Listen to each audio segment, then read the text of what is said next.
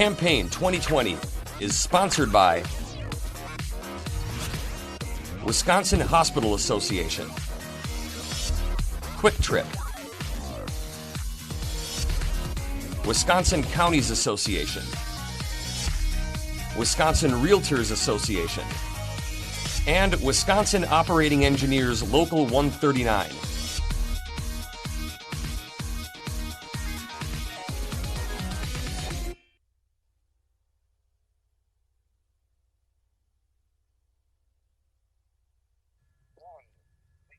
Charlie Walker of Eau Claire is a Republican candidate in the 91st Assembly District.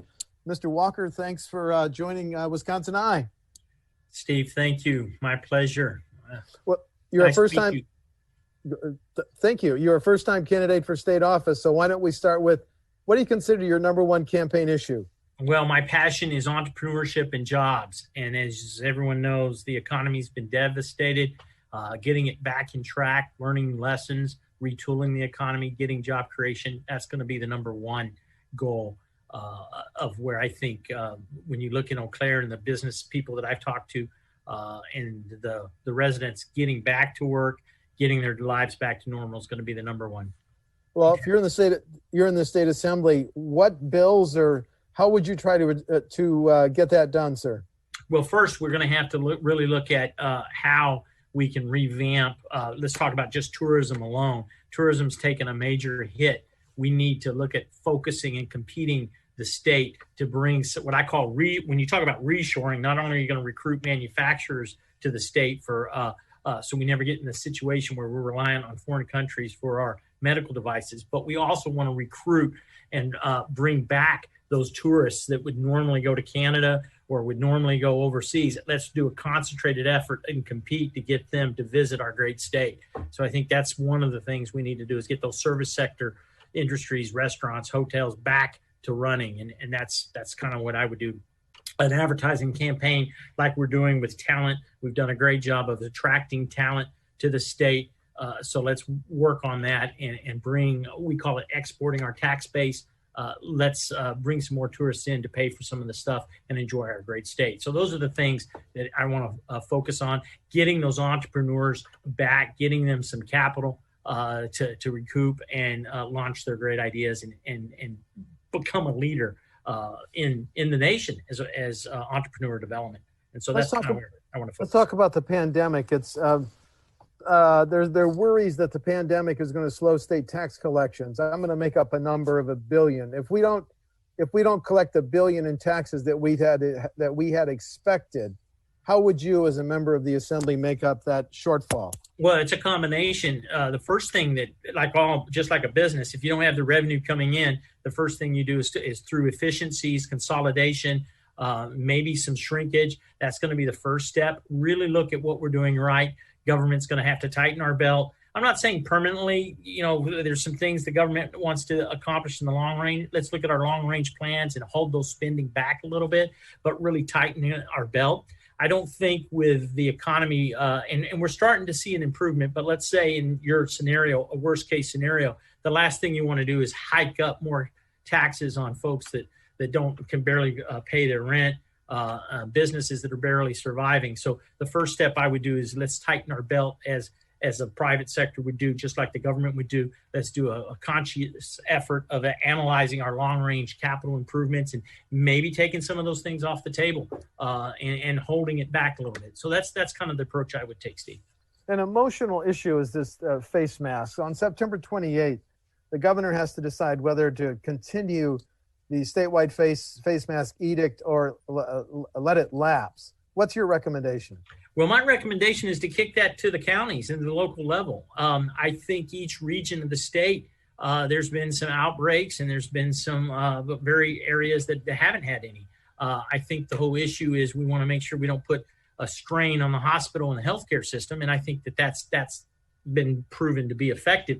But now as we start gearing up the economy, I think that decision should be made at the local level. In fact, in Eau Claire, there's a ordinance that's going through now that's getting debate, and that's where it should be at the local level. Let the city council, the county commissioners decide that, and let the debate handle there. I think the whole state cookie cutter approach to everybody. What might work in Milwaukee, Madison, may or may not work in Eau Claire. And we have to have the flexibility to let the local officials decide that. As we've seen hospitals treat COVID-19 patients, that they're on the front lines. If you're in the assembly voting on the next state budget, should hospitals have an even greater priority than they might have in the current one? Well, I think the first thing we want to do is track how they spent the money that was given to them previously. I think benchmarking and seeing how did they spend that. When you throw a bunch of cash around, you're going to have waste, fraud, and abuse sometimes.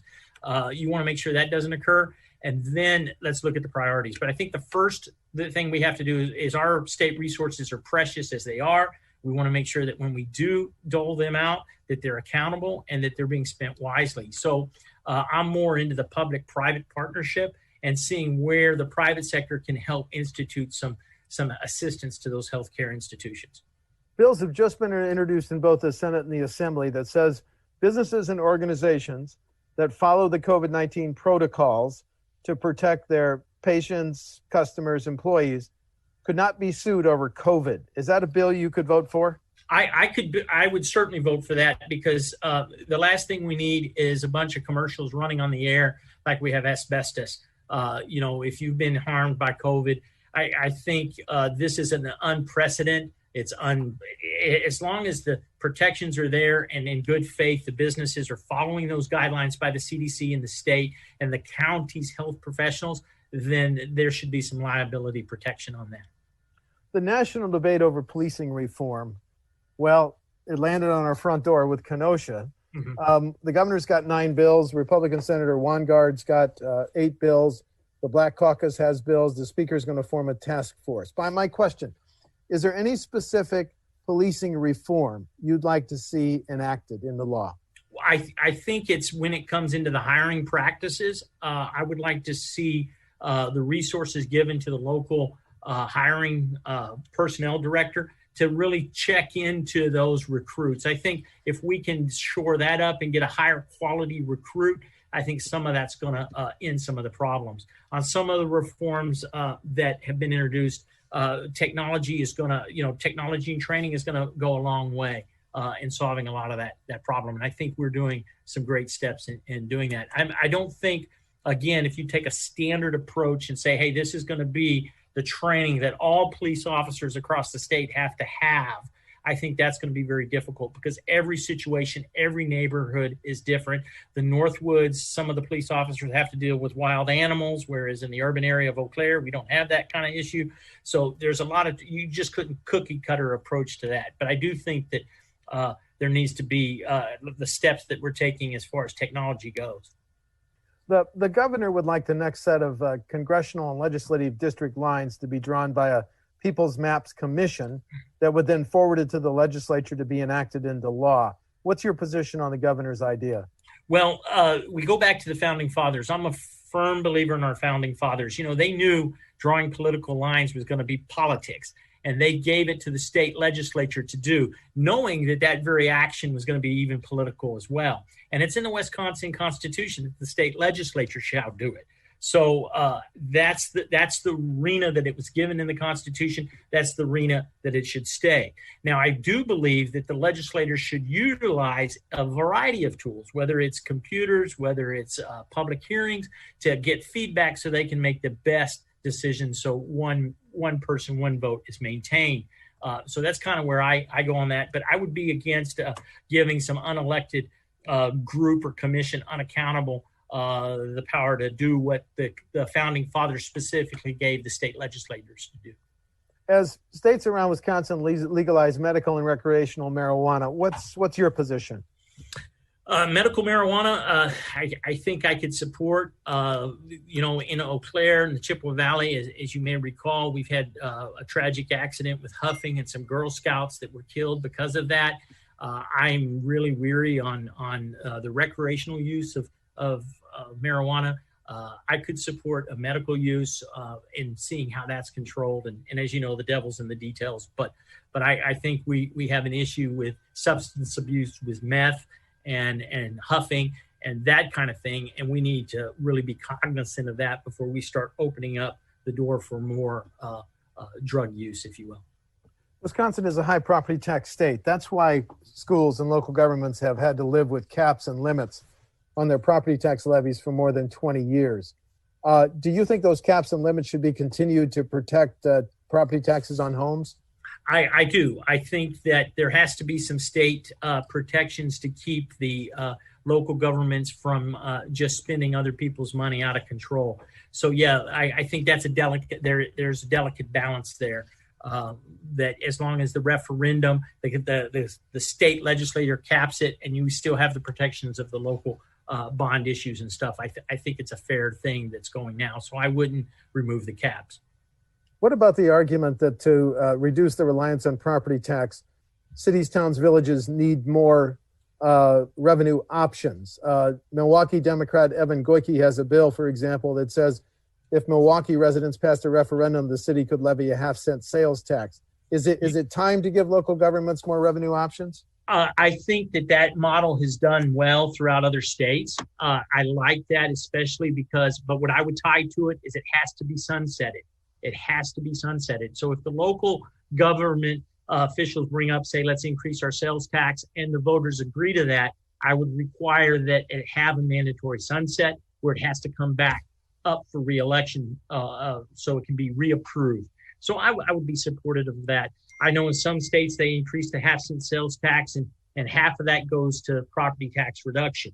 So there's a variety of mechanisms. Other states tie it to their long-range plan that if we pass this, we are going to implement these things, and that's published. I'm for the local governments doing that as long as there's a sunset and it is going to be reviewed, Steve. You said earlier you want to get tourism back, jump-started back in the in your region. Mm-hmm. They need roads, and the governor last year recommended raising the gas tax to stabilize how we pay for highways and bridges. Because the gas tax, 30.9 cents per gallon, hasn't been raised in 10 years. Could you vote for an increase in the gas tax? Well, there's two things here. Well, first, we have to look at, are we just paving roads to pave roads? So first, we got to look at that. Secondly, how are we going to address the new technologies of electric vehicles? And what are the rising taxes on the existing diesel and gasoline engines is going to be short-sighted. We got to look at what's going to happen when we go to autonomous vehicles. What's going to happen with electric vehicles? I'd like to see that solution, and then let's address that. But are we paving roads too many? Are we just paving them to pave them? So we really want to get a handle on that. Again, there might be some times where we can abandon some roads and save some costs. This goes back to looking at our long-range plans. Instead of all making B roads, a country road can be a gravel road, that kind of thing. But definitely the gas tax is something that's been looked at, but I just don't think it's viable in the long run.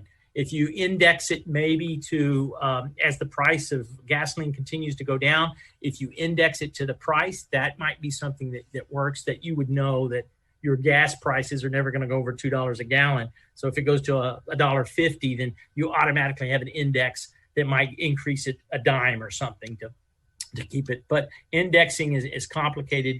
I think we look at other revenue streams. So, there's room to entertain ideas on that. My concern is as we move to electric vehicles and autonomous vehicles, that's not going to solve our problem.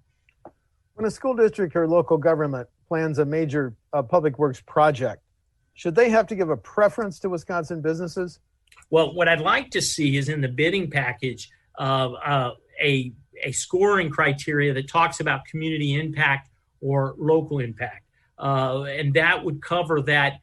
Are you using local contractors? In some of the development agreements, especially in economic development, if we're giving taxpayer money to a company, I would like to put that in, and we do in the development agreements suggest that, to say, hey, you got to hire local contractors within a certain mile radius and that kind of thing. But I wouldn't have a problem with public buildings to allow the government to say, hey, this bid came in at 3% over, but there's an economic development column that said, hey, this is why we've chosen this. And each company that submits that bid gets to justify their economic impact and why they can get credit for those 5 or 10 points in the scoring criteria. So I would be for some of that, yes.